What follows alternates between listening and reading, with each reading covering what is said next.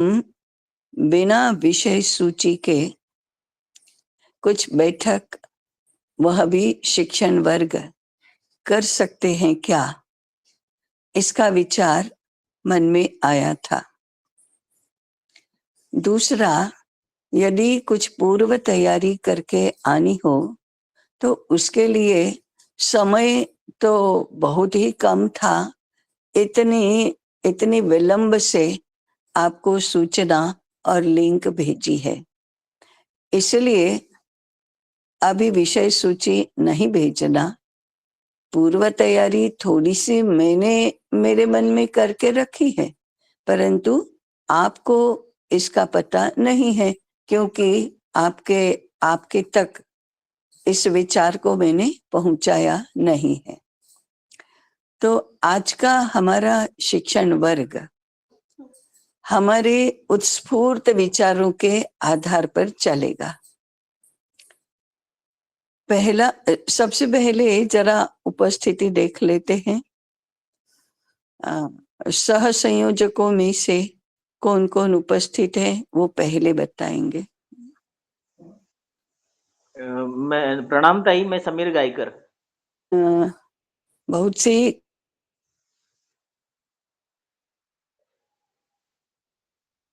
हैं, अगर कोई जुड़ता है तो स्वागत है, नहीं तो आज हमने तय किया था कि हम याद भी नहीं करेंगे, फोन भी अभी नहीं करेंगे, क्योंकि कार्यकर्ता से सबसे पहली अपेक्षा होती है। इस पत्र में भी लिखा गया था, जहां अपेक्षित वहां उपस्थित। दूसरा, हमारा हमेशा का एक प्रचलन है कि अगर हम नहीं रहने वाले हैं तो हम नहीं रह पाएंगे, ऐसी सूचना देंगे। कुछ लोगों ने ऐसी सूचना दी है, कुछ लोगों ने नहीं दी है। सूचना दी है तो कारण भी बताएंगे। कुछ लोगों ने कारण बताया है, कुछ लोगों ने कारण नहीं बताया है। तीसरा था, कारण बताने के बाद भी वह कारण ठीक है ऐसा भी लगना चाहिए, तो अनुमति लेना, ये तीसरा मुद्दा था। और चौथा था, यदि उपस्थित नहीं रहे तो बाद में स्वयं संपर्क करके हमें बैठक में क्या हुआ इसकी जानकारी ले लेनी चाहिए। यह अंत में यह भी बार बार सूचना में लिखा गया है कि अंत में यह सामान्य शिष्टाचार है, ऐसा भी हमने कहा था। अभी बीच में कोई जुड़ेगा तो अंत में पुनः उपस्थिति लेंगे कि बाद में कोई जुड़ा है क्या, बीच में नहीं करेंगे। तो पहला प्रश्न आज की बैठक का ये है कि यह कार्यकर्ता शिक्षण वर्ग है, इसलिए आज कार्य का वृत्त नहीं होगा। हमारे केंद्र में क्या हुआ ये नहीं कहेंगे, हम कार्य समिति के रूप में हमने क्या किया ये भी नहीं बताएंगे। वो वृत्त में बताऊंगे, कार्य समिति की बैठक हुई है, सह संयोजकों की बैठक हुई है, ऐसा ऐसा विचार हुआ है, ये तो मैं बाद में बताऊंगी। अभी इस बैठक में हमने 1 महीने के अंदर पुनरुत्थान विद्यापीठ को लेकर क्या कोई नई जानकारी प्राप्त की है? क्या हमने कुछ अध्ययन स्वयं से किया है? क्या हमने अध्ययन में पठन के उपरांत कोई चिंतन किया है? विद्यापीठ के कार्य के संबंध में, विद्यापीठ के शिक्षण विचार के संबंध में, विद्यापीठ का जन समाज पर जो प्रभाव है उसके संदर्भ में, भारतीय शिक्षा के संदर्भ में, ऐसे विद्यापीठ के जितने भी विभिन्न विषय हैं उनको लेकर हमने कोई शैक्षिक दृष्टि से, वैचारिक दृष्टि से कोई अध्ययन किया है किसी भी रूप में। किसी ने लेखन किया हो, किसी ने पठन किया हो, किसी ने चिंतन किया हो, किसी ने और लोगों के साथ चर्चा की हो, किसी ने कोई कार्यक्रम का आयोजन किया हो, किसी ने कुछ कार्यकर्ताओं के साथ, विद्यापीठ के अंतर्गत कार्यकर्ताओं के साथ, अथवा विद्यापीठ के बाहर के जो विद्यापीठ को जानते नहीं हैं, उनके साथ विद्यापीठ के शिक्षण विचार के संदर्भ में कोई बातचीत की है क्या? ऐसे हमारा शैक्षिक कार्य कुछ रहा है क्या 1 मास के अंतर्गत? मुझे लगता है कि हर एक व्यक्ति इसमें कुछ न कुछ योगदान दे सकता है। इस प्रकार का कार्य अवश्य किया होगा, तो मैं सबके लिए ये सत्र खुला रखती हूँ। सब अपना-अपना बताएँ कि शैक्षिक चिंतन हमारा 1 महीने के अंदर-अंदर क्या हुआ है? कुछ याद करना है, कुछ उसको व्यवस्थित करना है, तो उसके लिए आप 1 आध मिनट ले सकते हैं, परंतु जो सीधा-सीधा बता सकते हैं, वहीं से हम शुरुआत करेंगे। तो शुरू करें।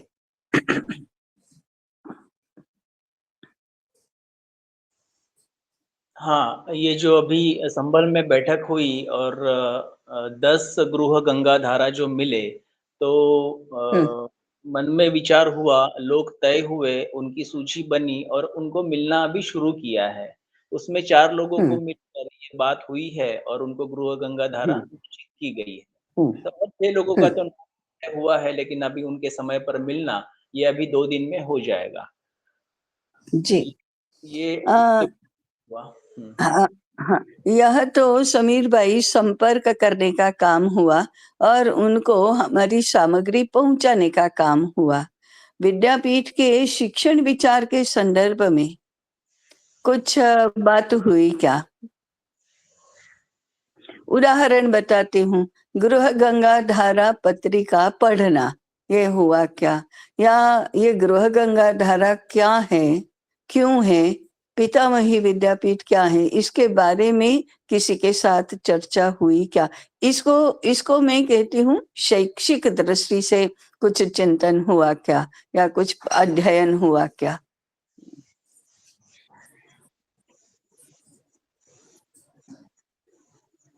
आप फिर से भी बाद में भी बोल सकते हैं, थोड़ा विचार करके तब तक और बोल सकते हैं।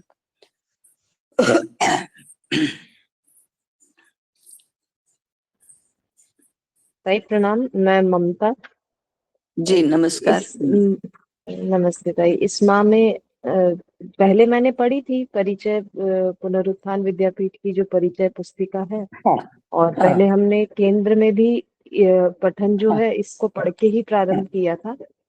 फिर हाँ, जब शिक्षण वर्ग में प्रश्नावली के रूप में शिक्षण वर्ग रहा, तो ऐसा लगा हुँ, कि और गहराई में पढ़ना है इसको। हुँ, हुँ, तो हुँ, पढ़ करके इस प्रकार के कुछ प्रश्न मैंने भी बनाए, और हुँ, अपने जो सामूहिक अध्ययन रहा हमारा उपमन्यु और हुँ, नचिकेता हुँ, गट का, उसमें इन हुँ, पर हुँ, चर्चा रही। अच्छा। क्योंकि जो जी ग्रंथमाला से संबंधित प्रश्न है उन पर मुझे भी बहुत स्पष्टता नहीं थी, जो शिक्षण वर्ग में स्पष्ट हाँ, हुआ। और हाँ, कुछ प्रयास हमारे रहे आपस में सामूहिक हुँ, अध्ययन में, इस पर चर्चा हमने करी। हुँ, हुँ, अच्छा, चलो कार्यकर्ताओं के साथ कुछ शिक्षा विचार हुआ। हुँ, जी। ठीक है। और और संपर्क के रूप में बात जो वर वधु चयन के वर्ग जी, को लेकर हाँ, के बात चल रही है, तो उस पर भी, हुँ, इस पर परिचय पर बात हो रही है। और मुख्य रूप हुँ, से हुँ, किस प्रकार से कुटुंब सुदृढ़ीकरण में वर वधु चयन वर्ग का हुँ, एक रोल है, उस पर हुँ, लेकर के भी बात हो रही है निरंतर। अच्छा, हुँ, हुँ, ठीक है। एक ने बोला है, वो फिर से भी बोल तो सकते ही हैं, परंतु अभी और बताइए। ये हमारा खुली चर्चा जैसा रहेगा। आप बोलिए, ऐसे नाम देकर नहीं बताएंगे। जी, भाई मैंने पिछले मास में एक बार एक जो भारतीय शिक्षा ग्रंथमाला है, हाँ, उनकी एक छोटी सी परिचय पुस्तिका भरी है। हाँ, तो मैंने ग्रंथ शुरू होने से पहले, पठन होने से पहले तो मैं नहीं पढ़ी थी, परंतु मैंने ऐसे ही हम्म, कार्यालय में आके हाथ में आई तो देखी और पढ़ी हम्म, इनको। तो अच्छा, इसमें हाँ, बहुत स्पष्टता हुई कि ये ग्रंथ हम्म, क्या है। पढ़ने के बाद हम्म, तो आई, परंतु मुझे लगा हम्म, कि ये हम्म, ग्रंथ पढ़ने से पहले ये मुझे पढ़नी चाहिए थी, तो और स्पष्टता आ हम्म, जाती पहले से ही। हाँ, और इस हाँ, बार इस महीने में 3 बार, जैसे आप कह रहे थे कि किसी के साथ शैक्षिक संवाद हुआ क्या, तो हाँ, 3 हाँ, लोगों से बहुत विस्तृत हुआ। उसमें अच्छा, 2 लोग ऐसे थे, 2 लोग ऐसे थे कि जो बड़ी अपनी संस्थाएं चला रहे हैं शैक्षिक दृष्टि से, हाँ, हाँ, हाँ, और हाँ, भारतीय विचार को लेके कर रहे हैं, परंतु अभी थोड़ा भटका है, ऐसे लोग भी हैं। हाँ, परंतु हाँ, करना चाहते हैं, अच्छे विचार के हैं, हम्म, और हम्म, वो हमारे साथ जुड़ के करना चाहते हैं। ऐसे लोगों से मेरी अच्छा, बात हुई, और हाँ, सभी हाँ, संदेश है, गुरु गंगाधारा है, हमारी जो शैक्षिक हम्म, दृष्टि है हम्म, विद्यापीठ की, हम्म, देखिए कौन से विषय लेके हम आगे चल रहे हैं, ये सारी बातें हम्म, 3 हम्म, लोगों से हुई। उसमें 2 लोगों से तो मुझे सकारात्मक बात लगी कि आगे जाके हम जो अच्छा, कर रहे हैं अच्छा, उसके साथ कैसे काम करेंगे। जी, हाँ, बैकग्राउंड होने के बाद कल जो गोष्ठी हुई उसके बारे में सबको बताने के लिए मैं बाद में बताती हूँ, परंतु ये व्यक्तिगत अध्ययन भी बहुत अच्छा चल रहा है। विपुल भाई ने अभी वो जो पुस्तिका के बारे में बताया, वो मैं भी भूल गई थी कि ऐसी कोई पुस्तिका हमने बनाई है। पिछली बार जब बात हुई तब ध्यान में आया, अभी भी उसमें क्या लिखा है हमने ये तो मुझे भी स्मरण में नहीं है, परंतु उन्होंने जैसे बताया वह ग्रंथों का अध्ययन शुरू करने से पहले उसका पठन यदि कर लिया जाए तो बहुत ही स्पष्टता होती है। तो मेरा सबसे अनुरोध है, विपुल भाई यदि 2 मिनट उसके बारे में कुछ और विस्तार से बताना चाहते हैं या बताना उपयुक्त समझते हैं तो बताएं, और सबको ये पुस्तिका कैसे प्राप्त होगी या सब इसको कैसे चाहेंगे इसकी बात हम करेंगे। जी ताई, इसमें एक तो हमारे जो 5 ग्रंथ है हम्म, भारतीय शिक्षा ग्रंथ माला के, इसमें 5 ग्रंथों के लिए संक्षिप्त में दिया है, परंतु विषय कौन से हैं और क्यों है, कैसे पढ़ना चाहिए इनको, और आज के हम्म, वर्तमान समय के परिप्रेक्ष्य में वो क्यों जरूरी है। और हम्म, ग्रंथ ये भारतीय शिक्षा के व्यावहारिक है, उदाहरण के लिए ग्रंथ है तो इसमें क्या दिया हुआ है, हाँ, हाँ, ये हाँ, संक्षिप्त में दिया है तो थोड़ी समझ आती है पहले कि ये ग्रंथ हमको क्यों हाँ, पढ़ना है। हाँ, हाँ, इसीलिए जरूरी है। मुझे मैंने तो ग्रंथ पढ़ने के बाद इनको पढ़ा, मेरे पास थी फिर भी हाँ, नहीं पढ़ा। मैंने कहा कि चलो ग्रंथ ही पढ़ हाँ, रहे हैं तो हाँ, पढ़ने के हाँ, बाद मुझे जो क्लिक हुआ वो, हाँ, मैंने सोचा कि ये मैंने पहले पढ़ी होती, मुझे हाँ, हाँ, सारे ग्रंथों को समझने में थोड़ी सरलता रहती। और ये इसके लिए मैं इसकी हम्म, पीडीएफ उपलब्ध करा दूंगा, हाँ, हाँ, तो हम वेब और में डाल देंगे। और अभी यहाँ भी जिनको चाहिए वो स्वयं से विपुल भाई का संपर्क करके उनको कहें कि हमारे तक ये पुस्तिका पहुंचाइए। हाँ, जी ना। परिचय पुस्तिका है। अच्छा, अच्छा, ठीक है, ठीक है। जी हाँ, आगे। हाँ, प्रणाम भाई, मैं सुधीर। जी, और मैंने आपने अभी जो इतने बात बताई, उसको सुनने के बाद में मुझे पहले तो ये लगा कि शायद मुझे अभी यही जानना बाकी है, या तो अभी कहीं जाना है तो उसको सही से स्मृति में रखना बाकी है कि कार्यकर्ता की भूमिका में मुझसे अपेक्षित क्या क्या है। हम्म, और अभी जो शैक्षणिक विचार प्रसार की बात है या और लोगों तक ले जाने की बात है, तो उसमें एक हम्म, प्रयास था जो हमारे आदरणीय हम्म, कामले गुरु जी ने अपने ऑफलाइन शिविर में भी किया था। हमारा जो हम्म, विचार संदृष्टि जो मासिक पत्रिका है, और गंगाधारा, साथ में हम्म, किताबी विद्यापीठीय पुस्तिकाएं वहाँ पे हम्म, जो सहभागी होने वाले परिवार है उनको देना है, और हम्म, देने के साथ में उनको उसका परिचय करवाना। तो ये हम्म, पुस्तकें उनके तक पहुंचाने का कार्य तो हुआ है इस शिविर हम्म, के माध्यम से। तो उसमें परिचय हम्म, देने के लिए मुझे गुरु जी ने कहा था, मगर समय का हम्म, समायोजन के अभाव में अभी वो नहीं हुआ है। शिविर चालू है अभी भी, परंतु मैं अपनी ज्ञानमय की सेवा के लिए वहां से कल निकल कर आऊंगा। तो आगे शायद गुरु जी वो करेंगे। ठीक, अभी के लिए इतना ही। अच्छा, हाँ हाँ जी हाँ, मैं करूँगा वो जो हमारी ग्रंथमाला है, वो पूरी की पूरी ग्रंथमाला हमारे अभी जो शिविर चल रहा है, उस शिविर में सबको बताने वाला हूँ और उसमें रुचि भी किसी-किसी को हो रही है। वो मुझसे भी पूछ रहे हैं कि ये ग्रंथ कहाँ से प्राप्त होंगे? तो मैं विपुल भाई का नंबर दे रहा हूँ, तो वहाँ वो संपर्क कर सकते हैं।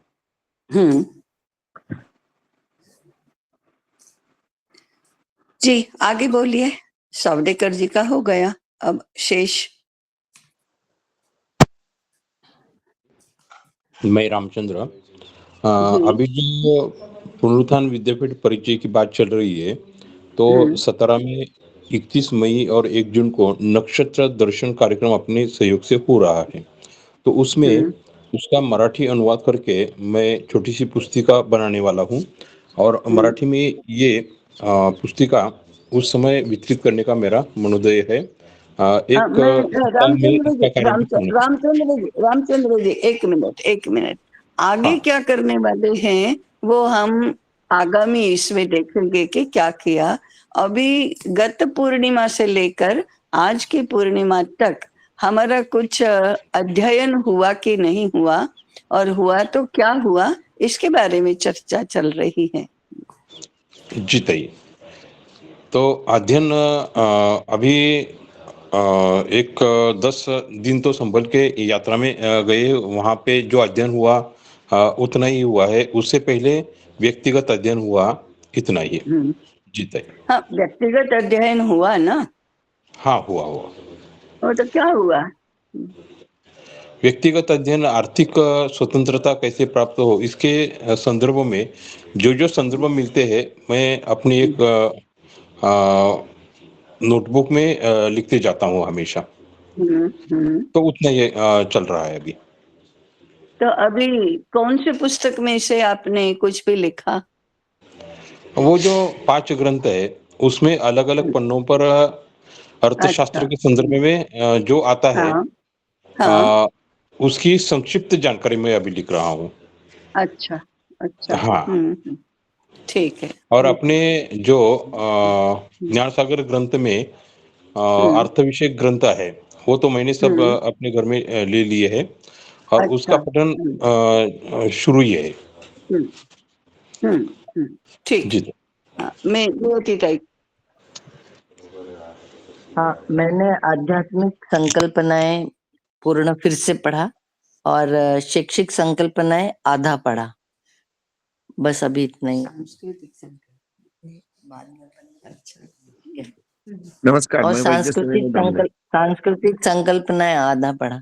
इस तरह से 3 संकल्पनाओं को पढ़ा, जिसमें आध्यात्मिक संकल्पनाएं पूर्ण ठीक से पढ़ी गई। हाँ जी। नमस्कार, मैं आगे वैद्य सुनील दामले। जी। शिविर में व्यस्त होने के कारण दूसरा ग्रंथ नहीं पढ़ पाया, लेकिन दर्जी चाचा फिर एक बार पढ़ा और सबसे पढ़वाया। वो दर्जी चाचा की 30 कॉपी मैंने मंगवा के लिए है और यही जैसा अच्छा। कार्यक्रम जैसा अपने संबल में किया था, उसका वाचन, सामूहिक वाचन और उस पर चर्चा, तो हमारे शिविर में भी एक सत्र मैंने वैसा ही ले लिया। ग्राम्य धर्म करके अच्छा। मैंने वो शिविर का नाम रखा और उसका सामुदायिक वाचन किया और बच्चे मेरे पास सभी उस शिविर में, इस शिविर में कुल 31 कुटुंब है। उसमें बच्चे और पालक भी है और उनको मैंने ये किताब दे दी और सबको पितामही विद्यापीठ की किताब भी सप्रेम भेंट मैंने दी है और अच्छा। हाँ, तो मैंने बोला है कि हर दिन इसका हम पठन करेंगे और कुटुंब में उसकी चर्चा होती रहनी चाहिए। सब आश्रम की व्यवस्था जो है, हमारा दायित्व क्या है, सब। कल रात भी मेरा एक लेक्चर मैंने कुटुंब व्यवस्था के ऊपर ही लिया, कुटुंब व्यवस्था कैसे होनी चाहिए। अच्छा। वो जो भ का मंत्र है, वो मैंने 11 भ का मंत्र बताया था। वो कल रात का मेरा रात का सेशन वही था। अच्छा रहा वो भी सेशन। अच्छा और अच्छा अनेक लोगों अच्छा ने उसमें रुचि दिखाई है कि आपने जो कहा है वो सही है, और ऐसा हमारे कुटुंब में होना चाहिए, संवाद होना चाहिए। जो अलग अलग हो रहा है, खाना एक साथ होना चाहिए, या चिंतन मनन नहीं हो रहा है, आध्यात्मिक उपासना भी एक साथ नहीं हो रही है, तो एक साथ करने से ज्यादा फायदा होगा। तो कल रात का एक सेशन मेरा भी अच्छा रहा। और दर्जी काका की किताब के ऊपर जो चर्चा रही वो बहुत मस्त रही, और सबको आनंद दे के गई। और अच्छा सबने संकल्प लिया कि हाँ, हम ऐसा ही करेंगे कि मॉल की खरीदी बंद करके गांव-गांव में अच्छा छोटे-छोटे कारीगर हैं अच्छा उनसे उनसे हाँ, अग्नि के सामने शपथ ले लिया। अग्निहोत्र किया था, अग्नि के ओहो सामने सबने शपथ अच्छा लिए। मैंने बताया कि अग्नि के सामने शपथ ले रहे हो, इसका नतीजा जानते हो क्या? वो भी उन्होंने हम्म मान लिया है, और सभी बहुत अच्छा खुश हैं। और मैंने बोला कि ये एक किताब है, ऐसी 100 किताबें उस ग्रंथमाला में हैं, उसको भी पढ़ना चाहिए हाँ हर एक को। हाँ तो सबने हाँ वो मान लिया है, और अभी देखेंगे अच्छा कैसे-कैसे उनको वो अच्छा मिल जाती है। अच्छा बढ़िया। आगे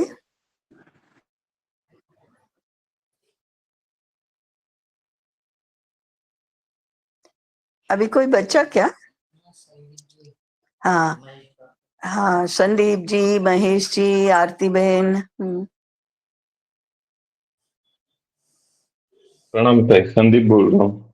जी हाँ हाँ ताई, मेरा एक दिन का शिक्षण वर्ग था, वो उतना अध्ययन हुआ है। बाकी तो कुछ बौद्धिक सुने हैं, उसके अतिरिक्त मेरा व्यक्तिगत रूप से कोई अध्ययन नहीं हुआ है। हाँ, बौद्धिक सुने हैं ना?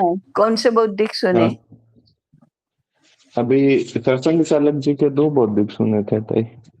अभी अच्छा उस पे इंद्रप्रस्थ पे अच्छा लेटेस्ट वाले अच्छा 2 सुने थे। समय तो काफी हुआ उसको, हम्म, पुराने थे, पर मैंने वो सुने नहीं थे, वो सुने थे।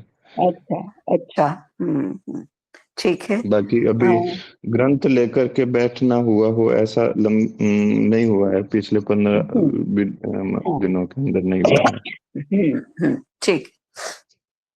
आगे आरती बहन को कुछ समय मिला है क्या? प्रणाम ताई। ना नमस्कार। ताई गौपालक अभी 2 दिन से ही आए हैं, तो उससे पहले तो हाँ मुझे समय लगा ही ही नहीं आप आज मिलता आए हैं, इसका अर्थ है कि आज आप सुबह जुड़ने की स्थिति में है। हैं। जी ताई। हाँ, जी तो ठीक मेरा है। तो नहीं कुछ नहीं हाँ हो पाया। ठीक है, आपकी गौ सेवा ही हुई ना। जी ताई। हाँ ठीक है, महेश भाई।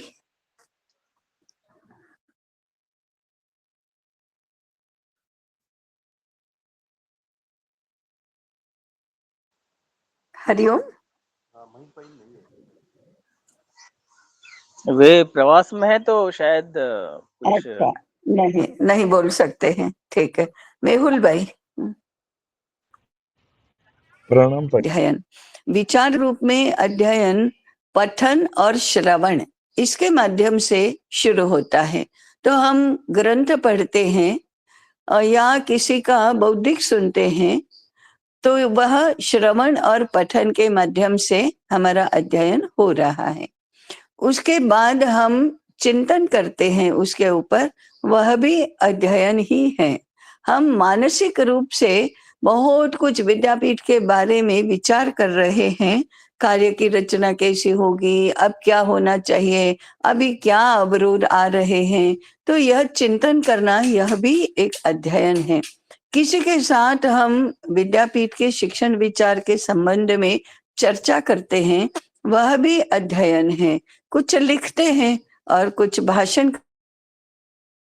करते हैं, तो वह भी विचार रूप में अध्ययन है। कृति रूप में अध्ययन शुरू होता है अध्यापन। जैसे मेहुल भाई ने कहा कि मैं पुत्री को पुत्री के साथ पढ़ता हूँ, तो वह भी अध्ययन है। हाँ, राजेंद्र जी ने कहा परिवार में हम सब लोग साथ बैठकर पढ़ते हैं, तो वह भी कृति रूप अध्ययन है, विचार रूप भी है, कृति रूप भी है। इस प्रकार से विपुल भाई ने कहा, समीर भाई ने कहा, ममता जी ने कहा, ये सब अध्ययन के विभिन्न विभिन्न प्रकार ही हैं। तो इस रूप में हमारा अध्ययन चलना चाहिए। तो कुछ ना कुछ तो सब लोग कर रहे हैं, इतना तो हम आज के वृत्त से जान सकते हैं। अब मैं राजेंद्र जी को बताऊंगी कि कल एक यहाँ छोटी सी, परंतु मैं कोई विशेषण नहीं बताती हूँ, ऐसी गोष्ठी हुई, उसके बारे में राजेंद्र जी सबको बताए।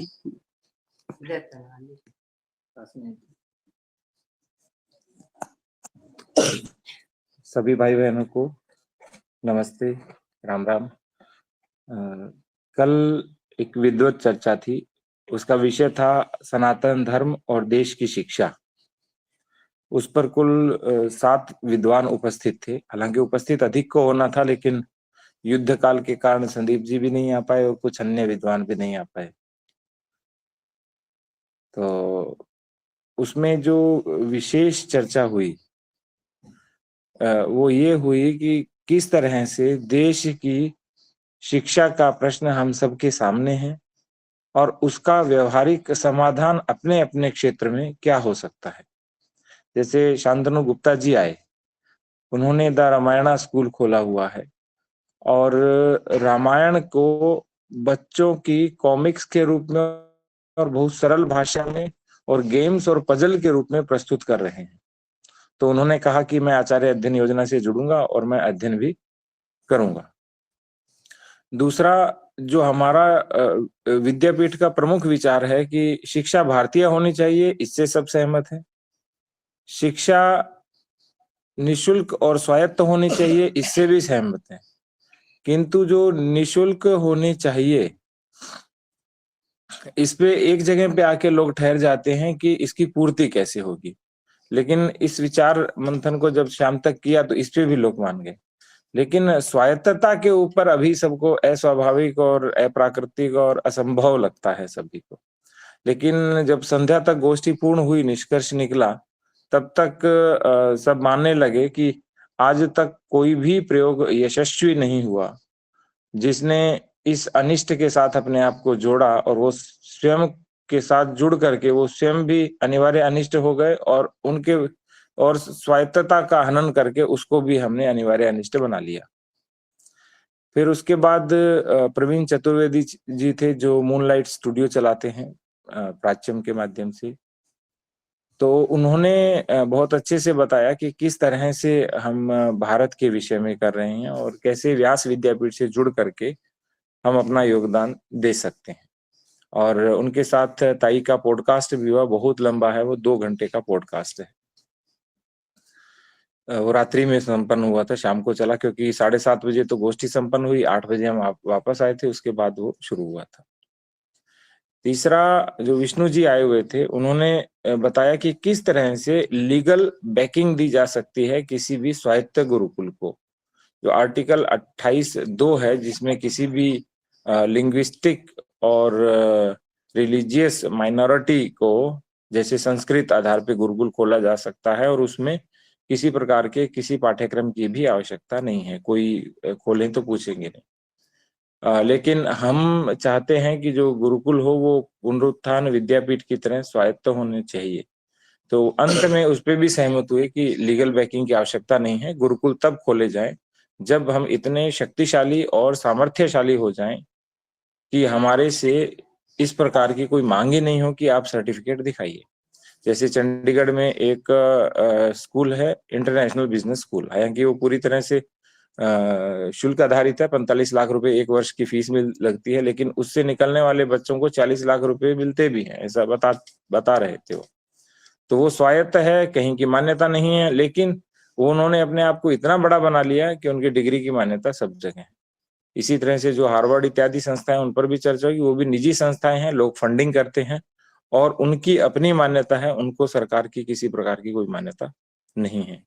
तो स्वायत्तता केवल हम जब सामर्थ्य को बढ़ाएंगे और स्वयं आचार्य बनेंगे और जो आचार्य आएंगे वो स्वयं गुरुकुल खोलेंगे, तब अपने आप धरातल पे उतरेगी।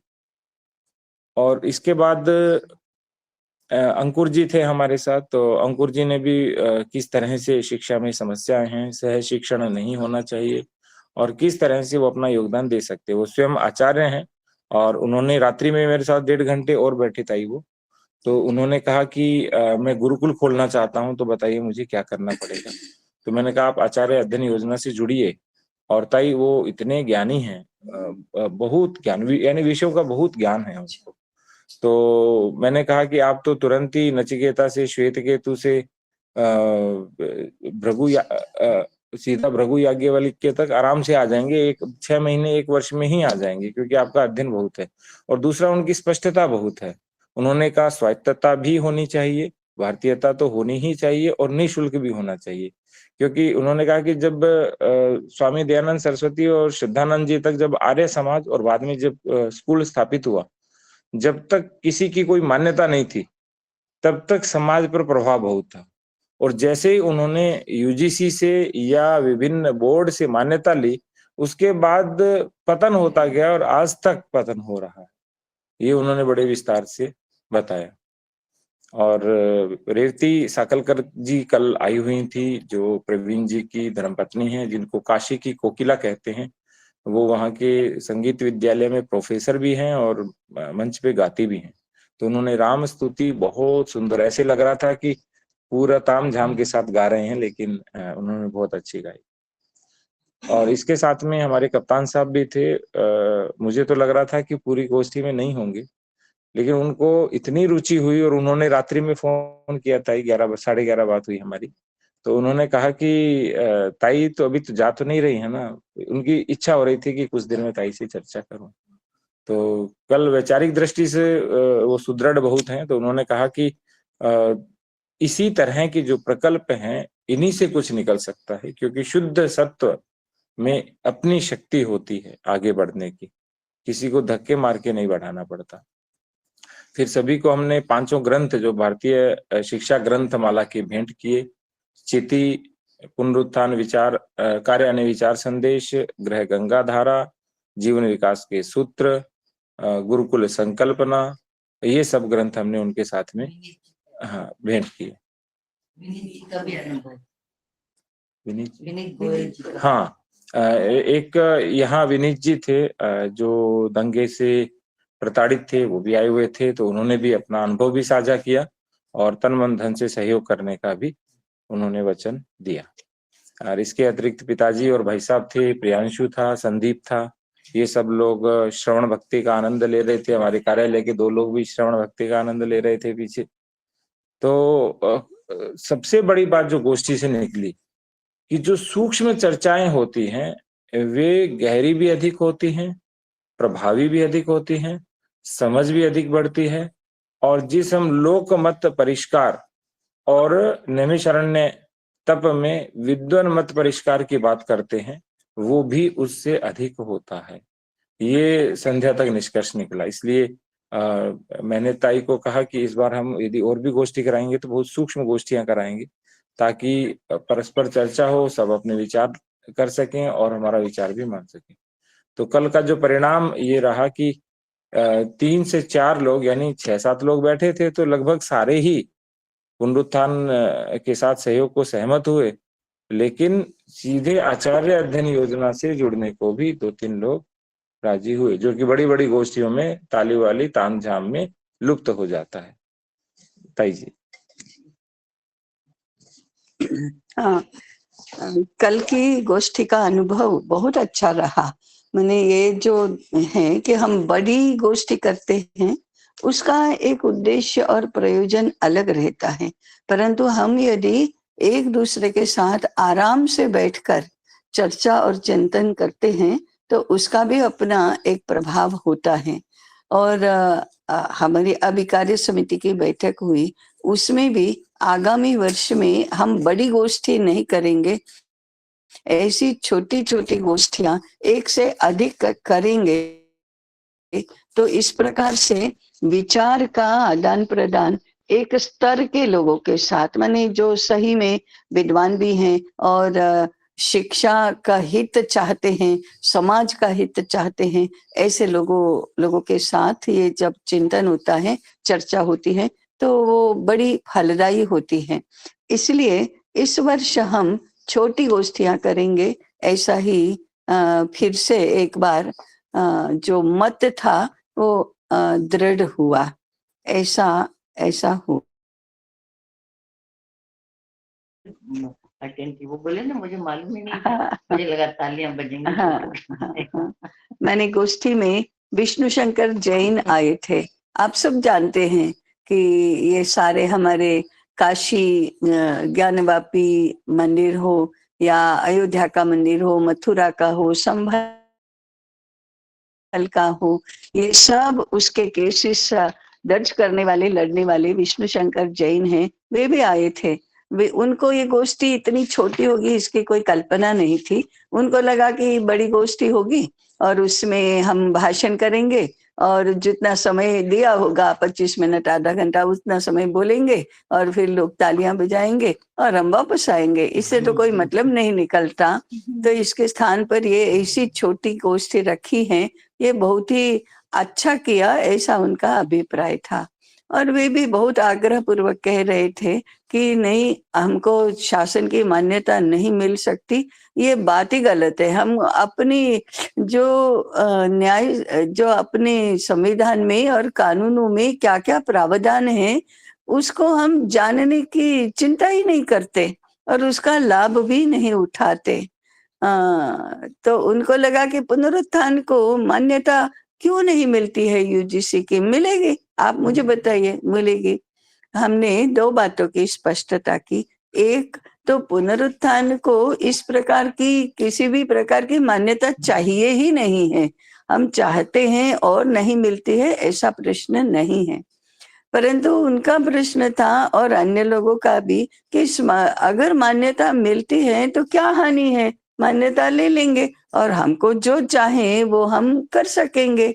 तो उसमें हमारी स्पष्टता ये हुई कि हमें शासन के द्वारा मान्यता की इस व्यवस्था को ही निरस्त करना है। शासन मान्यता दे तभी वो विद्यालय चलेगा या विश्वविद्यालय चलेगा और मान्यता के लिए हम ये न के न प्रकारेण प्रयास करेंगे, ये व्यवस्था ही मूल में नहीं चाहिए है। तो इसलिए वर्तमान में जो गुरुकुल चल रहे हैं, विद्या क्षेत्र है, गोतीर्थ विद्यापीठ है या पंचकोश भी उस संदर्भ में कहा जा सकता है, ऐसे और भी हैं।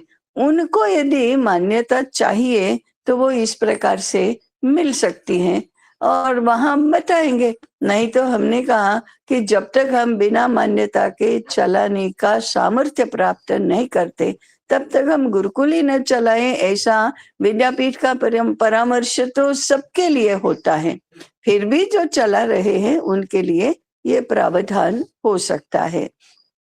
ऐसी बात उनके साथ हुई। बाकी सब लोग, हाँ हरिओम,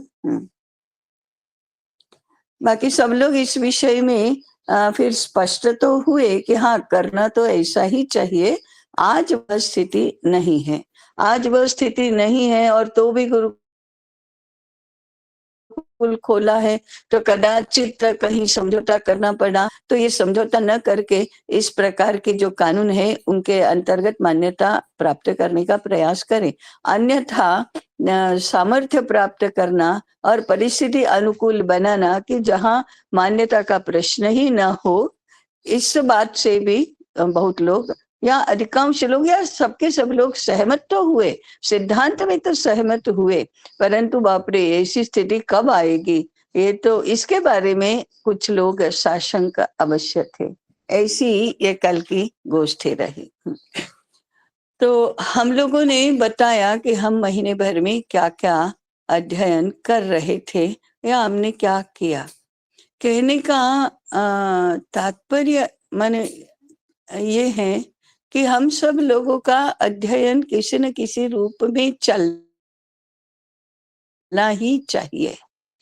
गत बैठक में, हमारी नहीं, यहाँ के बैठक में मैंने कहा था कि कर्नाटक के प्रांत प्रचारक थे अजित कुमार करके। प्रांत प्रचारक हैं, इससे हम समझ सकते हैं कि उनको कितना प्रवास करना पड़ता होगा, कितने अन्य कार्यों में वे व्यस्त रहते होंगे। तो भी वे कहते थे, वे योग के अध्येता थे, योगाभ्यास करते थे, योग में उनकी श्रद्धा थी बहुत। तो वे कहते थे कि इतना प्रवास होने के बाद या इतने कार्यों में व्यस्त होने के बाद भी मेरा व्रत है कि एक भी दिन ऐसा नहीं जाता कि मैंने किसी को योगाभ्यास सिखाया नहीं।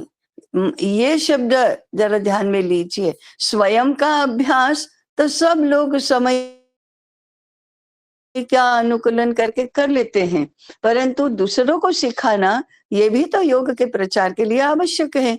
तो वे इसके लिए भी समय निकाल लेते थे और आयोजन कर लेते थे कि किसको सिखाएंगे। तो उनका प्रवास का ये क्रम भी रहता था कि 1 घंटा, आधा घंटा किसी को न किसी को कहीं पर न कहीं किसी भी निमित्त से योगाभ्यास का अध्यापन करना। तो अब इससे ज्यादा व्यस्त तो हम नहीं हो सकते। देखिए, तो हम लोगों का भी ऐसा कोई व्रत होना चाहिए कि जैसे बहुत लोग ऐसे जो पढ़ने के अभ्यासी होते हैं, वो कहते हैं कि रात्रि में 2 पृष्ठ तो 2 पृष्ठ, लेकिन पढ़े बिना हमको नींद नहीं आती, अथवा पढ़े बिना सोना नहीं, ऐसा हमने नियम बनाया है। पढ़ना तो हमारे दिनचर्या का एक अनिवार्य अंग होना ही चाहिए। नहीं किसी के कहने से हम पढ़ेंगे, कोई नियम बने हैं इसलिए पढ़ेंगे, व्यवस्था बनी है इसलिए पढ़ेंगे, कल बैठक में इन प्रश्नों के उत्तर देने पड़ेंगे इसलिए पढ़ेंगे, ये तो अध्ययन की अच्छी पद्धति नहीं हुई। अपनी रुचि से, अपने आग्रह से, अपनी व्यवस्था से, अपने अनुशासन से हम पढ़ेंगे कुछ न कुछ। मैं पढ़ेंगे का अर्थ, मैंने अध्ययन के अर्थ में कह रही हूँ, केवल पठन करेंगे ऐसा नहीं है। चिंतन करना, कभी यात्रा में अखंड चिंतन चलता है, उस समय पुस्तक पढ़ने की स्थिति नहीं रहती, बात करने के लिए और कोई नहीं रहता, फोन पर बात करने के लिए नेटवर्क नहीं रहता, लिखने का तो प्रश्न ही नहीं है। तो उस समय अखंड चिंतन भी चलता ही है कि हाँ ये तो पढ़ा था, इसका अर्थ क्या होता है, उस समय ये सुना था, उसका इसके साथ कोई संबंध है क्या, ऐसा चिंतन हमारा चलता ही है। इस सब के लिए कौन सी बातें आवश्यक हैं? तो एक तो स्वयं की रुचि, अगर रुचि रही तो और किसी भी बाह्य व्यवस्था की आवश्यकता ही नहीं है। हमारा मन जहाँ लगा है वहां हमें कुछ नहीं करना पड़ता, मन ही कर लेता है और हमारे मन में वो चिंतन चलता रहता है। रुचि नहीं है तो हमें रुचि निर्माण करनी होती है, क्योंकि हम शिक्षा के क्षेत्र में कार्य कर रहे हैं, तो ज्ञान संपादन की रुचि नहीं बनेगी तो हम कुछ आगे कर ही नहीं सकेंगे। लोग, बाकी के लोग मार कर हमको कितना पढ़ाएंगे, आग्रह कर करके समझा बुझा के कितना पढ़ा सकेंगे। फिर तो क्या है, लोग आग्रह करेंगे और हम कहेंगे अरे अभी तो समय ही नहीं है, अभी तो मन लगता ही नहीं है, इतनी झंझटें हैं, कैसे एकाग्र होगा मन। ऐसा लोग कहेंगे पढ़ो और हम कहेंगे नहीं पढ़ सकते, ऐसा होता है। तो रुचि विकसित करनी होती है, रुचि निर्माण करनी होती है, रुचि जागृत करनी भी होती है। और यदि हमारा भाग्य अच्छा रहा तो रुचि जागृत होती है, नहीं तो विद्या ऐसी नहीं है कि हम चाहे नहीं तो भी हमारे पास आ जाए। उसके आश्रय बहुत हैं, वो बहुत अलग, बहुत दूसरे लोगों के पास जाने के लिए उत्सुक रहती है और उसका स्वागत नहीं करेंगे ऐसे लोग भी नहीं हैं। तो वो बिना बुलाए, बिना स्वागत किए आते भी नहीं है। हम यदि अनिवार्य, अरे इतना तो पढ़ना ही पड़ेगा, इतना तो करना ही पड़ेगा, क्या ताई पीछे पड़ गई है तो अब तो पढ़ना ही पड़ेगा, ऐसा यदि है तो विद्या की देवी हमारे पर प्रसन्न तो नहीं होती। पढ़ लेंगे कृत्रिमता से, लेकिन वो हमारे साथ हमेशा निवास करने के लिए राजी नहीं होगी, उसको प्रसन्नता नहीं होगी। तो स्वागत पूर्वक अध्ययन करना, इसके लिए रुचि निर्माण करनी होती है। रुचि निर्माण करने के लिए थोड़ा अभ्यास करना होता है। मन नहीं है तो भी पढ़ो, नियम बनाओ, अनुशासन बनाओ अपने स्वयं के लिए, ऐसा कुछ दिन तक करना पड़ता है। कुछ दिन तक करने के बाद वह अपने आप शुरू हो जाता है, क्योंकि तब तक हमने कुछ पठन का रस चखा है। तो यदि हमारा भाग्य है तो फिर हमारी रुचि जागृत होकर हम स्वयं अध्ययन करने लगते हैं। जब अध्ययन करना है तो अपनी रुचि से अध्ययन करना, ये सबसे अच्छी बात है। बाद में आवश्यकता है, इसलिए अरे कल भाषण करना है तो आज तो तैयारी करनी पड़ेगी, हम शिक्षक हैं तो कल तो इस विषय को पढ़ाना है इसलिए आज पढ़ना ही पड़ेगा, ऐसा ऐसा करके आवश्यकता से प्रेरित होकर हम बिना रुचि के अध्ययन करते हैं तो वो भाषण हो जाता है, पढ़ाना भी हो जाता है, परंतु ना तो अपने साथ वो रहती है विद्या, न तो हमसे सुनने वालों के साथ भी रहती है, क्योंकि दोनों ही, हमारी रुचि नहीं है तो हम औरों की रुचि जागृत नहीं कर सकते, हमारी रुचि है तो भी औरों के हृदय में रुचि जागृत करना कठिन ही रहता है, फिर भी हमारी ही नहीं है तो औरों की तो बन नहीं सकती। इसलिए हम अध्ययन के बारे में स्वयं प्रेरणा को अधिक महत्व देंगे और पहले आवश्यकता निर्माण करेंगे, फिर आवश्यकता को समझकर थोड़ा अभ्यास बनाएंगे, सब अपनी व्यवस्था बनाएंगे, अपना अनुशासन बनाएंगे और उसके बाद कुछ नियम बनाएंगे और उसके बाद देखेंगे कि 10-15 दिनों में, 1 महीने में हमारी रुचि उसमें स्वाभाविक बन जाती है कि नहीं। कई बार ऐसा होता है कि रुचि तो बहुत है और आवश्यकता भी बहुत है, तो भी हमारी व्यस्तता इतनी अधिक रहती है कि हमें समय ही नहीं मिलता है। इस स्थिति में से मार्ग कैसे निकालना और अनुकूलन कैसे बनाना, ये तो सबकी अपनी अपनी कुशलता है, अपनी अपनी कला है और लोग ऐसा कर भी लेते हैं और मन यदि ऐसा रुचिपूर्ण रहा तो उसके लिए भी अवसर हमें अवश्य मिल ही जाता है। बहुत सारे नरसिंह मेहता ने कहा है कि जिसका मन भगवत चिंतन में रहता है वो क्या कर, उसकी स्थिति कैसी होती है, संसार में सरस्यो रहे मन मारी पास। भगवान कहते हैं कि संसार के सारे काम में वह बहुत प्रवृत्त रहता है परंतु उसका मन मेरे पास रहता है। ऐसा तो हमारा भी अनुभव है कि हम काम कितने भी करते रहते हैं, मन में शाम को समोसा खाना है ये तो हमेशा रहता है, उसके लिए कुछ भी बाधा नहीं बनती कि अरे अभी ये कर रहे हैं वो कर रहे हैं। तो ऐसे अरे आज वो विषय पढ़ना है, वो विषय पढ़ना है, वो सुना था वो अधूरा रह गया, वो भाषण पूर्ण सुनना है, ऐसा रहता ही है और हम प्रतीक्षा करते रहते हैं और उसको करके ही रहते हैं। ऐसे हम सबके अध्ययन की रुचि यदि बनती है तो फिर हमारे सभी प्रकार की अध्ययन योजनाओं का अच्छा परिणाम हमें मिलेगा। परिणाम सबसे पहले स्वयं को मिलता है, बाद में हमारा जब भर जाता है मन बुद्धि हृदय तब दूसरों तक वो पहुंचता है। इसलिए अध्ययन करना ये अत्यंत आवश्यक है और इस प्रकार से अध्ययन करना ये आवश्यक है। हमारी अध्ययन योजनाओं का अंततोगत्वा सार तो यही है कि हम स्वयं से अध्ययन करते हैं। ऐसे अध्ययन का आनंद जिसको प्राप्त हुआ है, ऐसे लोग यदि अपना अनुभव अभी इस महीने का नहीं तो पहले का भी अनुभव है तो हम बता सकते हैं। भाई अत्यधिक आनंद आए उसका क्या करें? 4 मिनट जैसे अत्यधिक आनंद आए पढ़ने में उसका क्या करेंगे? अत्यधिक आनंद आए तो और पढ़े दूसरों को पढ़वाए, दूसरे को बताए। वो तो हम ऐसा होता ही है ना, कोई नई साड़ी खरीद कर लाए है और पहनी है तो 10 लोगों को जब तक बताते नहीं जा जाकर, तब तक तो हमारा भी मन नहीं भरता ना। ऐसे ही कुछ अच्छी पुस्तक पढ़ी तो हम दूसरों को बताए बिना रह ही नहीं सकते। देखो देखो ये कैसे लिखा है, क्या कहा है, क्या अद्भुत है, ऐसा हम दूसरों को बताते ही हैं। और फिर दूसरे लोग परेशान हो जाते हैं ये क्या है। तो हमको जब तक नहीं आप पढ़ने के लिए देते तब तक क्या अच्छा है करते हो। ऐसे दूसरों में भी रुचि निर्माण इससे होती है। और इसके ऐसा पुण्य कार्य और कौन सा हो सकता है।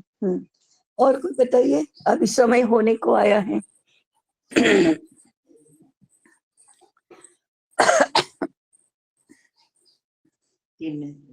हाँ, अभी 3 मिनट है, कोई बताना चाहता है तो।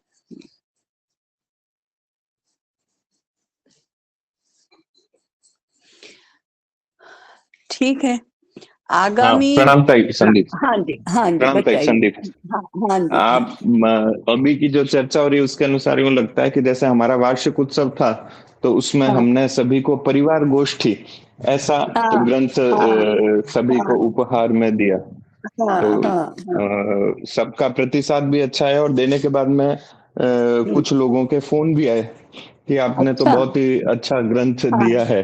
हाँ तो ये हाँ तो हाँ पढ़ने में भी रुचिकर है और हाँ। बच्चों ने भी पढ़ा है, ऐसा है। अच्छा, तो तो उसका भी ऐसा लाभ हम सबको मिलता है। भाग्य मिलना चाहिए। हाँ, बिल्कुल मिलता है। हाँ, तो हमारा परिचय भी होता है हमारा जो पुनरुत्थान आनंद का। है। हाँ हाँ हाँ जी, तो हमारा आनंद दूसरों के साथ बांटने से हमारा आनंद और बढ़ जाता है। ये तो इसका लाभ है, इसलिए ऐसा अवश्य करें। परंतु प्रारंभ अपने आप से करेंगे तभी हम दूसरों के पास पहुंचेंगे। इसलिए नियम करो, एक वाचन माला की पुस्तिका से ही प्रारंभ करो, गृह गंगा धारा से ही प्रारंभ करो। एक बैठक में तो एक पुस्तिका हो जाती है पढ़कर। और जिन्होंने समूह में इस पुस्तिका को पढ़ा है उन सब का अनुभव है कि अरे हाँ, ये तो बच्चों के लिए नहीं है, सब बड़ों के लिए है। और गंभीर चिंतन को छोटी आयु के छात्रों तक कैसे पहुंचाया जाता है ये भी पता चलता है और पढ़ने में भी अच्छा लगता है। तो ठीक है, आपका एक मिनट। हाँ, बोलना है। नहीं हाँ, आगामी पूर्णिमा को हमारी इस वर्ष की अंतिम बैठक होगी, वो भी शिक्षण वर्ग ही होगा। परंतु उस बैठक में पूर्णिमा के शिक्षण वर्ग में हम वर्ष भर के हमारे कार्य की, हमारी अध्ययन यात्रा की चर्चा करेंगे, समीक्षा करेंगे। हम किसी न किसी अध्ययन योजना से जुड़े हुए हैं तो उसके संदर्भ में चर्चा करेंगे। अध्ययन योजना से नहीं जुड़े हैं तो अपना स्वयं का किसी न किसी विषय का अध्ययन चलता होगा, उसकी चर्चा करेंगे। वर्ष भर में कुछ न कुछ हम एक विषय निर्धारित करके उस विषय के संदर्भ में 4-5 पुस्तकें पढ़ी होंगी या कुछ लेखन किया होगा। अनेक प्रकार के अध्ययन अनुभव हमको प्राप्त हुए होंगे। तो जरा 1 महीने में वर्ष भर की हमारी स्वयं की अध्ययन यात्रा, आपने गोष्ठी में, लातूर की गोष्ठी में अध्ययन यात्रा करके प्रदर्शनी देखी थी। नहीं, लातूर की नहीं, यहाँ की गोष्ठी में ही अध्ययन यात्रा करके आपने प्रदर्शनी देखी थी। वो विद्यापीठ की 20 वर्ष की अध्ययन यात्रा थी। हम अपनी 1 वर्ष की अध्ययन यात्रा इसको अच्छी तरह से ऑर्गेनाइज करके, व्यवस्थित करके लिखेंगे, मुद्दे लिखेंगे और उसको हम बताएंगे। और हम आशा करते हैं कि उस दिन हमारी उपस्थिति भी पूर्ण रहेगी। तो हम कम समय में हमारी अध्ययन यात्रा के बारे में सारगर्भित पद्धति से, मैंने अब 1 या 2 मिनट ही बोलना है, इसलिए हम आधा अधूरा बोलेंगे और बहुत सारा तो बाकी रह जाएगा, इस प्रकार से नहीं, परंतु 2 मिनट में हम अपनी अध्ययन यात्रा को सारगर्भित पद्धति से कैसे बताते हैं, इसका अभ्यास हमको करना होगा। अगर लिखने की आवश्यकता पड़े तो लिख लो, सारे मुद्दे उसमें आ जाए, सारे आयाम उसमें आ जाए। इस प्रकार से हम अध्ययन यात्रा का हमारा वृत्त तैयार करेंगे। फिर से एक बार दोहराती हूँ, अध्ययन में पठन और श्रवण, चर्चा और चिंतन, भाषण और लेखन, ये विचार के रूप में, और अध्यापन व्यवस्था में और व्यवहार में इसको लागू करना और प्रचार प्रसार करना, ये सारी बातें उसमें आती हैं। तो इस प्रकार से हम अपनी अध्ययन यात्रा के बारे में अच्छा सा वृत्त तैयार करेंगे, और तब तक हम महीने भर में कुछ अध्ययन भी करेंगे। और अगर आज की बैठक के बाद नियम बनाते हैं कि एक दिन भी बिना अध्ययन के खाली नहीं जाएगा, ऐसा हमारा भाग्य होना चाहिए, तो आज की हमारी चर्चा का प्रतिफल अच्छा रहेगा, ऐसा हम मानेंगे। तो इसके साथ ही हम वर्ग का समापन करते हैं।